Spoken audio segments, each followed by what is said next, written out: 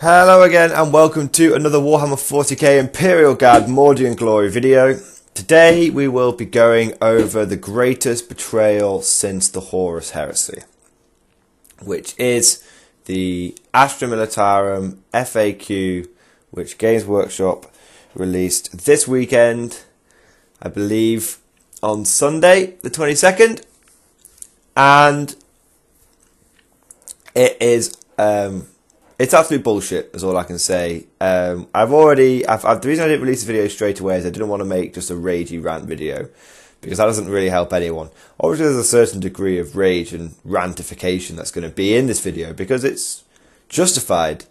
There's quite a few changes to be made in here, and all of them are a bit bollocks, basically. But there's a couple of major ones which are important to talk about. It's difficult to say how I feel about this, because obviously initially when I saw this FAQ I was completely outraged, but seeing it does help restore balance a little bit, because Imperial Guard, I went to that tournament and I didn't even struggle with any of my games really, apart from one against that horrible player, but we'll do that after action report later. But I didn't really struggle. So does that mean Imperial Guard are overpowered? Probably. Do I think that Games Workshop needed to address the Imperial Guard? Probably. 8th edition is meant to be balanced, so I've got to accept that if something is super powerful, there is going to be balance changes. However, do I think Games Workshop went about it the right way? Absolutely not. Absolutely not. I think they have just been... in one fell swoop, they have invalidated so much of the new Codex. And what I think is an absolute... And I wouldn't be too bothered about that, except for I think this is... And there's a reason I've chosen this picture for today's video. I think this is such a dick move by Games Workshop, because what they've done is they've bigged up Imperial Guard non-stop in 8th edition. Non-stop. And leading up to the Codex, they did all those reveals, didn't they? Oh, regimental doctrines will be good, and your Leman Russes will be great. Oh, don't worry, conscripts are going to get nerfed a little bit, but you'll still be able to use them. Blah, blah, blah. So then everyone goes out, pre-orders the Codex, buys the Codex, Games Workshop gets loads and loads of money, and then suddenly, a week later, they release this official update. And it's like, hang on a second, surely you knew that you were going to release this FAQ. And if you didn't release FAQ, then you intentionally and dishonestly misled people into buying the Imperial Guard Codex, and then by the time everyone had already bought it, you pulled the rug out from under their feet. I've completely lost faith in Games Workshop now. Completely lost faith in them, because absolutely reeks of old Games Workshop, the ones that were only interested in money, the ones that would always release new powerful things and then next edition make them shit and then release the next new powerful thing so everyone would move on and buy it. That absolutely reeks of old Games Workshop. So as far as I'm concerned, there is now no... People go on about, oh, this is the new Games Workshop, this is the old Games Workshop. I don't think that's true. Now, people will be saying, oh, you're just bitter that your faction got nerfed. I'm not, actually, surprisingly, and I'll cover that later. But what I am bitter about is the way they've dealt with it. I would not have minded at all if this FAQ had just been part of the Codex. If all the changes that we saw here had been part of the Codex. So the change to the Commissars had just been part of the Codex. The changes to all the Talon stuff had just been made clear and part of the Codex. The change, the Valhallan thing, if it had been made part of the Codex. All these things, I would not have had any... I would have been like, oh, that's a shame, but they've nerfed us with the Codex. And that would have been fine. But instead what they've done is they've done a massive hype advertising campaign to make everyone go out and buy the new Guard Codex. And then, knowingly that they're going to make these changes, knowingly, they then pulled the rug out from under our feet. So that is completely dishonest, and that's what I'm bitter about. I'm not bitter about our faction getting nerfed, not at all. Imperial Guard has always been a weak faction. The fact that we've had 5 months of being the best faction out there is more than most of us could ever have hoped for. So that's fine. We had 5 months of fun. Now it's time to get back to being proper Guard players. But anyway, so that's what I'm bitter about. That's why I consider it a betrayal. The nerf itself isn't a betrayal. The way they've handled the nerf is a monstrous betrayal. Greater than when Horus betrayed the Emperor. Anyway, let's go through the FAQ now. And so you'll see what I mean. But now you know my stance on it. So you guys know, long and short of it is, I'm not too fussed about us getting nerfed. I could see it coming. I am really pissed off with the way Games Workshop has done it. They've made everyone buy the Codex. Not made. They've encouraged everyone to buy the Codex. And once they've got their money, they've just taken it away. It's just, yeah. Anyway, so page 86, grinding advanced. Basically, it's just been changed so that if it remains stationary or moves under half its speed. Okay, so that's fine. Because there's people saying, well, if you don't move at all, have you moved under your half speed? That's just been clarified. So that's good. That's good. The next one is the big one. Commissar Yarrick, Lord Commissar, and Commissar, summary execution. Changed to read. Summary execution. The first time an Astra Militarum unit fails morale test during the morale phase whilst within 6 inches of a friendly Commissar, one model of your choice in that unit is slain, and the morale test is re-rolled. Do not include the slain model when re-rolling the morale test. So basically, Commissars are now useless. Well, about 95% useless. Because conscripts now have no way, apart from spending 2 command points, or being Valhallan, which we'll explain later. There's no way of just stopping conscripts from just going poof. It's really hard. There are solutions around it, and we will cover that. But this does make Commissars really, really bad. Because, as a lot of people have already pointed out, it's not a choice. You must execute a model, and you must re-roll the result. If you fail the result by, let's say you need to get a 1 to pass, and you get a 2. What happens is you lose a guy from being executed, and then you have to re-roll. Which means you might get, another 2, 3, 4, 5 or 6 and lose more men. So the Commissar is now detrimental. So if you don't believe me, go and read it. You must. It doesn't say you may kill a guy. It says one model of your choice in that unit is slain. No question about it. So either this is very, very sloppily worded, in which case they're going to need an FAQ for the FAQ, which is just a nightmare. Because there's so many FAQs. I mean, every FAQ that's been out there, Guard have been nerfed one way or another. It's so hard to keep track of all the FAQs now. But anyway. So yeah, Commissars, they're now more punishing. The only reason to take them is the fact that they give your men essentially +1 leadership. Because you'll be leadership 8 around a Commissar rather than leadership 7 normally. Which is okay, I guess. But for people like Mordians and Catachans, you're probably just going to want a Lord Commissar now, because that gives you another +1 that makes you leadership 9. So, make of that what you will, is all I can say. Regular Commissars are probably dead now.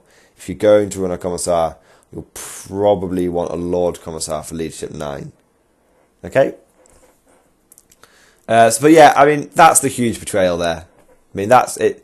In one fell swoop, Games Workshop have invalidated most conscripts, regular Commissars, and Lord Commissars as well, to a certain degree. And Commissar Yarrick, you're not going to want to spend 130 points on a model it's the only benefit to taking him is rerolling 1s to hit, essentially. You're not going to take... Yarrick is dead now. The fact that you were able to put him in the middle of a fire base and essentially be like, this is a Commissar and a company commander rolled into 1, rerolling 1s and summer execution. Now what's the point? There's no real point in taking Yak anymore outside of fluff reasons. He's not worth 130 points, that's for sure. So, real shame that they've done that. I'm sure everyone watching this video already knows about this. There's no point in labouring the point. As what someone in one of the Warhammer chats that I'm involved in said, clearly Games Workshop has sold enough commissars now, has sold enough start collecting kits, haven't they? They've sold enough. Which, because the start collecting kit had a Leman Russ, an infantry squad, and a commissar. Clearly Games Workshop has sold enough start collecting kits.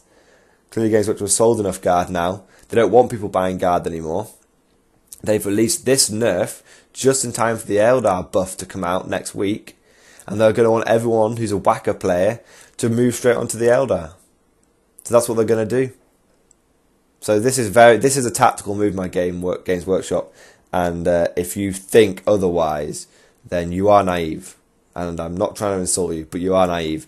This is a purely financial tactical move made by Games Workshop. They've hyped it so everyone buys guard stuff. Now all the sort of impulsive people are going to jump off the guard bandwagon straight onto the Eldar bandwagon. I'm going to see how many times they're going to keep this up. They might do this every codex. You know, a week after the Eldar codex drops, when everyone's gone and bought that, they might release a nerf for that. And then they'll do the same for the next one. It is possible. Let's see how long they keep it going for. But that's a conspiracy theory. But for sure, I can tell you that this was a financial tactical move made by Games Workshop. Moving on. Massive Ordnance is still shit. Massive Ballistics, you can re-roll any hit rolls of 1 made for friendly regiment, Basilisk, Wyverns, Manticores, or Death Strikes when they target enemy over 36 inches away if they are within 6 inches model. I don't even know what the clarification is there, but the Massive Ordnance is still wank, so no need to worry about that. Ogren Bodyguard, they have essentially removed the fact that you could chain the Ogren Bodyguard rule. So now, if you have an Ogren Bodyguard, you have to choose if you have 2 Ogren Bodyguards, you have to choose which one is going to take the hits, basically. Roll a d6 each time a friendly Astra Militarum infantry character, so you can't protect tanks anymore, loses a wound whilst they're within 3 inches of a model with this ability. On a 3+, the Astra Militarum character does not lose a wound, but 1 model with this ability suffers a mortal wound. And it says, infantry character excluding Ogrins. So there you go. Next one, Nork Dead Dog, same thing, infantry character, excluding Ogrins, whatever. Valkyries, here's a nerf for the Valkyries. Valkyrie grav shoot insertion, change the first sentence to read models may disembark from this vehicle at any point during its move. But if the Valkyrie moves 20 inches or more, you must roll a d6 for each model disembarking. Essentially what it used to say was over 20 inches, and now it says 20 inches or more. So if you're flying, you're always going to do the you're always going to have the dangerous terrain test. However, I'm just reading it here. If you were in hover mode and you move 19 inches, you'd be okay, as far as I'm aware. So it is still a slight nerf. It's a slight nerf to Valkyries, considering they buffed them all up and now they've just nerfed them. Great. Fucking Games Workshop, man. Next one, Mordian. The Mordian Doctrine's just been clarified because people were arguing that, oh, you can't get modifiers to Overwatch and the Mordian Doctrine's useless. Fuck off those people. Like, seriously, how much of an anal retentive rules lawyer do you have to be when Games Workshop was clearly made it mean you hit on +1 in Overwatch? I mean, whatever. Aerial Spotter, selected Basilisk or Wyvern from your model, from your army. Does it even need to be regiment though? Maybe it does, I don't know. Not a big one. Oh no, Aerial Spotter's the, yeah. That's the stratagem, isn't it? Yeah. Take cover has been changed to infantry only, which I guess kind of makes sense. How does a tank take cover? But, you know, they can do it. But, yeah, so take cover only affects infantry now. Ambush. Man, if I was a Talon player, I'd be pissed at this. Talon stratagem, you can now only use it to... one of these units can only be vehicles, so you can no longer outflank 9 Leman Rusters. Was that overpowered? Very probably, because... the dagger of Tusaka can only be an infantry officer model now. So essentially, what people were doing was outflanking 9 Lehman Russes and then using the dagger of Tusaka to outflank a command tank, and then everyone was sort of the tank commander was using orders like get round behind them and stuff. Thing is, whilst it may have been very, very powerful, it was incredibly fluffy because that's what Talons do. Talons are the masters of tank warfare in the Imperial Guard. They're the masters of manoeuvre warfare, and this, whilst it was incredibly overpowered, it was very, very fluffy. Very, very, very fluffy indeed. And it's been nerfed doubly hard because units are considered to have moved their maximum distance, which essentially means if you do still want to do this with Lehman Russes, you won't get to fire your turret twice. So, whatever, it's just a massive, massive nerf. Yeah, of course, get everyone excited to buy Stormlords and put infantry in them and all that. Get everyone excited to do that and then just pull the rug out from underneath them. The next one, I think, is just absolutely horrible and almost invalidates taking Valhallans now. Sending the next wave now costs reinforcement points in matched play. So why would you ever use it? Why would you ever leave out like 200 points that you might use? Why not just start with that unit on the table? So fucking dumb. It's not worth, is it like 2 or 3 command points? It's not worth 2 or 3 command points and the fact you've got to sacrifice your units. I mean, it's not fair that, Chaos can do something very, very similar, yet they don't have to do reinforcement points. People say, oh yeah, but if you wipe the unit out, if you wipe the cultists out, they can't come back. Yeah, but they can still come back. Do you not get it? They can still come back. It's much easier for a Chaos player to keep one guy alive from a unit than it is to wipe, it's much easier than it is just to wipe a unit out, if that makes sense.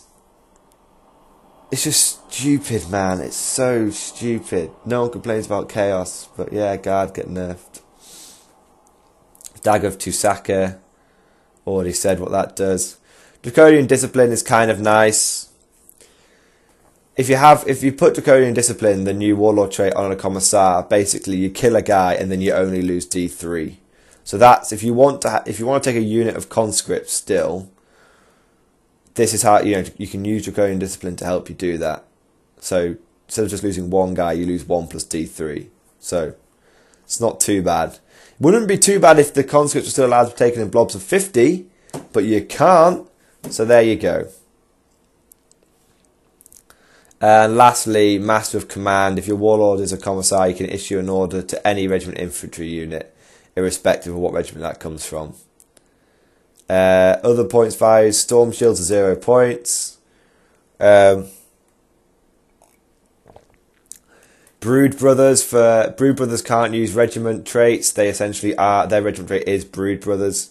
That's for Geniusula Cult. You can outflank a unit of Lehman Russes, but with the Talon ambush thing, but you can just do 1. So the maximum you can do is outflank 1 squadron, which is 3. So still, it's not too bad. If I issue an order to you, the officer who has the laws of command and roll a 4+ to issue another order, same unit derives of the first order issuing the second. Yes. Okay, that makes... Can I use the laws of command to issue the same order twice the same unit? No, the second order issue must be a different order. Okay, people have been up in arms about this, but it's okay, because essentially what this means is if you want to do first rank fire, second rank fire to a unit, you resolve the order. If you look at what the first rank fire, second rank fire order is it just says that you change the weapon profile to rapid fire 2. So you do that. Oh look, I've resolved that order. I have changed my weapon profile to rapid fire 2. Now I'm going to issue take aim. Oh look, I got that off as well thanks to my 4+. So now I've got rerolling ones to hit. And if you get another 4+, because you successfully issued another order. I don't know if you can keep stacking it, but then you could issue, bring it down, potentially. I don't know if you can do 3, but you see my point. It just means you can't really like move, and then do it again, and then shoot. I don't think it means you can do that, but because you can only make 1 shooting attack, can't you? But you might be able to move and do it. It just might, it's difficult. But I think it basically means you've just got to resolve 1 at a time, and that's fine. It makes it a bit fucky, but I haven't really used the laws of command myself yet, so I'm hesitant to pass judgment on that. But it feels like it just makes things a bit fucky for the guard. But of course, that's always going to be the case. So that's the FAQ. That's the betrayal. Like I said, I knew that guard were going to get nerfed because Eldar were coming out. Eldar have always been top dogs. Eldar have always been the top army, and they're going to become the top army. I want to make a bet with you guys now, which is it's already been revealed that in the Eldar Codex, it's perfectly possible to get a -3 to hit on your units using things like Alteok plus Conceal plus something else. I don't know for sure. I don't collect Eldar, but it's already been revealed that it's perfectly possible to get a -1 to hit, -3 to hit with the Eldar Codex, which would be broken because it would invalidate any 4+ shooting army, and it would almost invalidate any shooting army when you think about it, because Space Marines are going to be hitting on 6s most of the time. Guard wouldn't be able to physically hit you. Most of their armies wouldn't be able to physically hit you. So I'm making a prediction now. I make a bet now that won't be FAQ'd for a while. I'm going to say at least... I don't know. I'm just going to say it won't be FAQ'd. There you go. I'm going to go balls deep. I'm going to say that won't be FAQ'd. But anyway, so that is the FAQ. I am then going to do another video going over solutions to the problems that we now face. Namely, how do we deal with the commissar changes? Okay? How do we deal with them? There are ways around them. And I think in the long term, and I honestly believe this, that players are going to rue the day that they complained about conscripts, because Imperial Guard players are going to bring out something that's going to be way, way worse for them to deal with now. I guess it just means Imperial Super players are now dead. But, yeah. Don't worry, guys. There are solutions. Many of you probably already know them. But we're going to cover them. And, like I said in my Facebook post, this is not the time to bitch and moan too much. I know we're allowed to get things off our chests, and that's good. But we are the Imperial Guard, and we've always been the underdog faction. And no matter how hard the enemy and Games Workshop hits us, we're always going to turn around, hold the line, and die standing. That's what we do best. So, hope you guys enjoyed this video. I hope you guys have sort of learnt a few things. And anyone who wasn't aware of the FAQ, I hope you now are aware of it. One thing I would like to say is, for all you players who are new Guard players that jumped on the Guard when you saw the Codex, got really hyped for it, and now you feel betrayed and you kind of don't want to play Guard anymore, I want to say one thing. 2 things, maybe. Number 1, if you really, try and stick with the Guard, because the Guard is a great faction anyway, even without it. It's a shame that Commissars are kind of useless now.